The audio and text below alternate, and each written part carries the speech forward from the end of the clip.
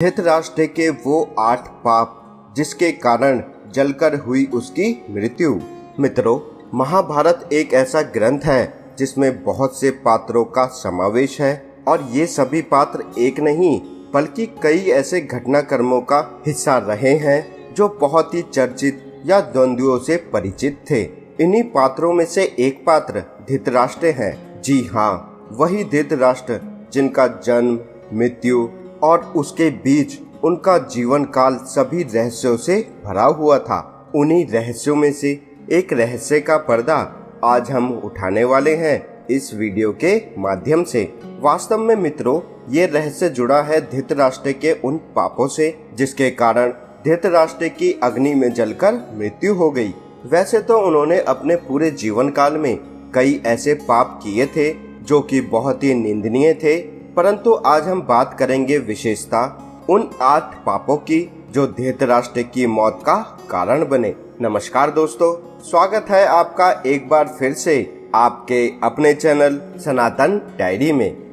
धृतराष्ट्र को महाभारत युद्ध का सबसे बड़ा खलनायक माना जाता है क्योंकि वो चाहते तो इस युद्ध को रोक सकते थे, परंतु उन्होंने पुत्र मोह में अपने ही वंश का नाश कर दिया। यह कहना अनुचित नहीं होगा कि धृतराष्ट्र आंखों से नहीं बल्कि अपने मन और बुद्धि से भी अंधे हो चुके थे।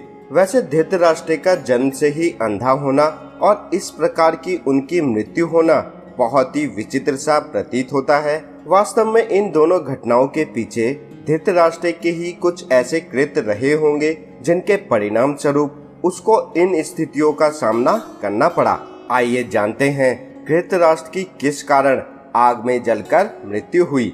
ये कृतियां कुछ इस प्रकार थीं कि इन कृतियों को पाप कहना गलत नहीं होगा।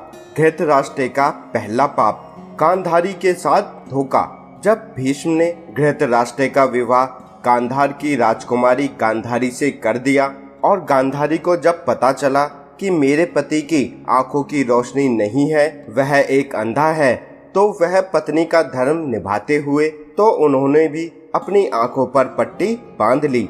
मित्रों, क्या आप ये जानते हैं कि धृतराष्ट्र का विवाह गांधारी से करने से पहले ही ज्योतिषियों ने सलाह दी थी कि गांधारी के पहले विवाह पर संकट है, अतः इसका पहला विवाह किसी और से कर दीजिए और इसके बाद धृतराष्ट्र से करें। इसलिए ज्योतिषों के कहने पर पहले गांधारी का विवाह एक बकरे से कराया गया, बाद में उस बकरे की बलि दे दी गई। कहा जाता है कि गांधारी को किसी प्रकोप से बचाने के लिए ही ज्योतिषों ने ये उपाय उन्हें दिया था। इस कारणवश गांधारी प्रतीक रूप में विधवा मान ली गई और बाद में उनका विवाह धृतराष्ट्र से कर दिया गया। दूसरा पाप, गांधारी के परिवार को जेल में डालना। गांधारी एक विधवा थी। जब महाराज धृतराष्ट्र को ये बात पता चली तो वे बहुत ही क्रोधित हो उठे। उन्होंने ऐसा समझा कि गांधारी का पहले किसी और से विवाह हुआ था और वह किसी कारणवश मारा गया। धृतराष्ट्र को मन में इसका बहुत ही दुख उत्पन्न हुआ और उन्होंने इसका दोषी गांधारी के पिता राजा सुबाल को माना। इसके बाद उसने गांधारी के पूरे परिवार को कारागार में डाल दिया। कारागार में दंड स्वरूप उन्हें खाने के लिए केवल एक व्यक्ति के लिए ही भोजन दिया जाता था। केवल एक व्यक्ति के भोजन से भला सभी व्यक्तियों का पेट कैसे भरता। वास्तव में ये एक पूरे परिवार को भूखा मार देने की साजिश थी। राजा सुबाल ने ये निर्णय लिया कि यह भोजन उनके सबसे छोटे पुत्र को ही दिया जाए ताकि उनके परिवार में से कोई तो जीवित बच सके, और वह छोटा पुत्र और कोई नहीं बल्कि शकुनी था। तीसरा पाप, दासी के साथ सहवास। गांधारी के पुत्रों को कौरव पुत्र कहा गया, लेकिन मित्रों, क्या आप ये जानते हैं कि उनमें से एक भी कौरव वंशी नहीं था। धृतराष्ट्र और गांधारी के 99 पुत्र और एक पुत्री थी जिनको कौरव कहा जाता है। गांधारी ने वेदव्यास जी से पुत्रवती होने का वरदान प्राप्त किया था। उस वरदान की वजह से ही गांधारी को 99 पुत्र और एक पुत्री मिली थी। सभी संतानों की उत्पत्ति 2 वर्ष पश्चात कुंडों से हुई थी। गांधारी की बेटी का नाम दुर्शला था। कहा जाता है कि जब गांधारी गर्भवती थी तो उन्होंने एक दासी के साथ सहवास किया था, जिसके चलते युत्सु नामक एक पुत्र का जन्म हुआ। इस तरह कौरव 100 हो गए। चौथा पाप, पुत्र के मोह में करवाया युद्ध। पुत्र मोह में अंधे हो चुके धृतराष्ट्र सब कुछ जानते हुए भी पांडवों के साथ अन्याय कर रहे थे, लेकिन राजा और राजनिष्ठा के प्रति भीष्म उनके साथ बने रहे। धृतराष्ट्र ने अपने पुत्र और उसके मोह में सारे वंश और देश का नाश कर दिया। धृतराष्ट्र चाहते तो वह अपने पुत्र और युद्ध पर विराम लगा सकते थे, लेकिन उन्होंने ऐसा कुछ नहीं किया और दुर्योधन को गलती पर गलती करने की अप्रत्यक्ष रूप से छूट देते रहे। पांडवों के साथ अति अन्याय के चलते ही महाभारत का युद्ध हुआ। राज सिंहासन पर बैठे धृतराष्ट्र यदि न्याय करता होते तो इस युद्ध को आसानी से टाला जा सकता था। विदुर ने कई बार धृतराष्ट्र को नीति और अनीति के बारे में बताने की कोशिश की थी, लेकिन सब कुछ जानते हुए भी उन्होंने विदुर की बात को नजरअंदाज कर दिया। पांचवा पाप, चीर हरण के समय धृतराष्ट्र का चुप रहना। द्रौपदी की भरी सभा में चीर हरण के समय भी भीष्म और धृतराष्ट्र चुप रहे और तमाशे को देखते रहे। इसी के चलते हुए भगवान श्री कृष्ण को महाभारत के युद्ध में कौरवों के खिलाफ खड़े होने के लिए फैसला करना पड़ा। चीरहरण महाभारत काल की एक ऐसी अप्रिय घटना थी जिसके चलते पांडवों के मन में कौरवों के लिए नफरत की भावना ने जन्म ले लिया। यह एक ऐसी घटना थी जिसने प्रतिशोध की एक ऐसी अग्नि को जन्म दिया था जिसमें सभी जल रहे थे, और इस प्रतिशोध का परिणाम इतिहास का सबसे बड़ा युद्ध महाभारत हुआ। इसे धृतराष्ट्र की सबसे बड़ी भूल कहा जा सकता है। छठा पाप, अधर्म का साथ दिया। इतना ज्ञानी होने के बावजूद भी धृतराष्ट्र के मुख से कभी न्याय संगत बात नहीं कही गई। पुत्र मोह में उन्होंने कभी भी गांधारी की न्यायोचित बात पर ध्यान नहीं दिया। गांधारी के अलावा संजय भी उन्हें न्याय संगत बातों को बताता था। वह उन्हें राज्य और धर्म के हितों की बात बताता था, लेकिन वह संजय की बातों को नहीं मानते थे। वे हमेशा शकुनी और दुर्योधन की बातों को ही सच मानते थे।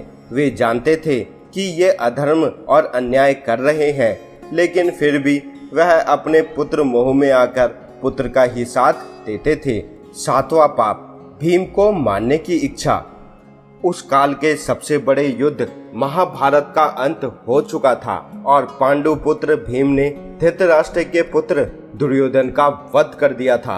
इसको लेकर धृतराष्ट्र के मन में क्रोध और बदले की भावना प्रबल हो चुकी थी। अतः मौका पाकर धृतराष्ट्र भीम को मार डालना चाहते थे। महाभारत युद्ध जीतने के पश्चात जब पांचों पांडव भगवान श्री कृष्ण जी के साथ हस्तिनापुर धृतराष्ट्र से मिलने पहुँचे तो सबने धृतराष्ट्र को प्रणाम करके उनको गले लगाया। लेकिन जब भीम उनको प्रणाम करके आगे बढ़ने लगे तो भगवान श्री कृष्ण धृतराष्ट्र की मंशा जान चुके थे, तो श्री कृष्ण जी ने भीम को इशारों से रोक दिया और उनके स्थान पर भीम की लोहे की मूर्ति को आगे बढ़ा दिया। धृतराष्ट्र बहुत ही शक्तिशाली थे। उन्होंने लोहे की मूर्ति को भीम समझकर पूरी ताकत से दबोच लिया और उस मूर्ति को तोड़ डाला। उनमें क्रोध इतना था कि वह समझ नहीं पाए कि ये भीम नहीं, लोहे की एक मूर्ति है। जब उनका क्रोध शांत हुआ तो वह भीम को मरा हुआ समझकर रोने लगे। तब भगवान श्री कृष्ण जी ने उनसे कहा कि आपने भीम को समझकर भीम की मूर्ति को तोड़ा है। इस प्रकार भगवान श्री कृष्ण भीम को धृतराष्ट्र से बचाने में सफल रहे। नंबर 8, पूर्व जन्म का पाप। ऐसा कहा जाता है कि पूर्व जन्म में किए गए पाप के कारण ही धृतराष्ट्र जन्म से ही अंधे थे और उनके सभी पुत्र मारे गए। पूर्व जन्म में धृतराष्ट्र एक बहुत ही निर्दयी और क्रूर राजा थे। एक दिन जब वो अपने सैनिकों के साथ राज्य भ्रमण पर निकले तो उनकी नजर एक तालाब में अपने बच्चों के साथ आराम करते हुए हंस पर पड़ी। तब उन्होंने अपने सैनिकों को तुरंत आदेश दिया कि उस हंस की आंखें निकाल ली जाएं। सैनिकों ने उनकी आज्ञा का पालन किया और उसकी आंखों को निकालकर राजा वहां से आगे बढ़ गया। उस हंस की असहनीय पीड़ा के कारण उसकी मृत्यु हो गई। इस घटना को देखकर उसके बच्चे भी मृत्यु को प्राप्त हो गए। मरते वक्त हंस ने राजा को ये श्राप दिया था कि मेरी ही तरह तुम्हारी भी यही हालत होगी। इसी श्राप के कारण अगले जन्म में धृतराष्ट्र अंधे पैदा हुए तथा उनके पुत्र उसी तरह मृत्यु को प्राप्त हुए जिस तरह हंस के हुए थे। मृत्यु। महाभारत युद्ध की समाप्ति के 15 वर्ष पश्चात धृतराष्ट्र, गांधारी, संजय और कुंती अपना संपूर्ण राजपाट त्याग वन की ओर चले गए। समय बीतता गया और इसी तरह 3 साल बीत गए। लेकिन एक दिन धृतराष्ट्र गंगा में स्नान करने के लिए गए और उसी समय जंगल में आग लग जाती है। यह देख गांधारी, कुंती और संजय धृतराष्ट्र के पास भागते हुए आए और धृतराष्ट्र से उनके सही होने के बारे में पूछते हैं। संजय उसी समय उन सभी को जंगल से चलने के लिए कहते हैं, लेकिन दुर्बलता के कारण धृतराष्ट्र वहां से नहीं जाते और वहीं पर रुकने का निर्णय लेते हैं, जिस कारण गांधारी और कुंती भी अपने पति को अकेला छोड़कर नहीं जाती। तब संजय अकेले ही उन तीनों को अकेले छोड़ हिमालय पर्वत की ओर चले जाते हैं।